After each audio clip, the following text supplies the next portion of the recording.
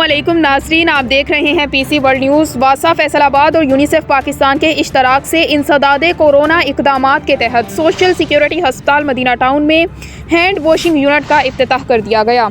हमारे city reporter Abdul Hammad की तफसीलात के मुताबिक इस सिलसिले में खुसूसी तकरीब हस्पताल के OPD बोर्ड के बाहर मुनक्किद हुई, जिसके मेहमान खुसूसी पाकिस्तान तहरीक इंसाफ के रुकन कौमी असम्बली और चेयरमैन कायमा कमेटी बराए ख़जाना और इक्तसादी उमूर चौधरी फैजुल्लाह कमोका थे, जिन्होंने हैंड वॉशिंग यूनिट का इफ्तिताह किया। जबकि इस मौके पर मैनेजिंग डायरेक्टर वासा Jabbar Anwar Chaudhry, director admin Shoaib Rashid, director finance Shahryar Hasan, director P&D Mohammad Rafi, medical superintendent social security हस्पताल doctor Ejaz Mumtaz, director water वासा साकिब रजा और दीगर भी मौजूद थे।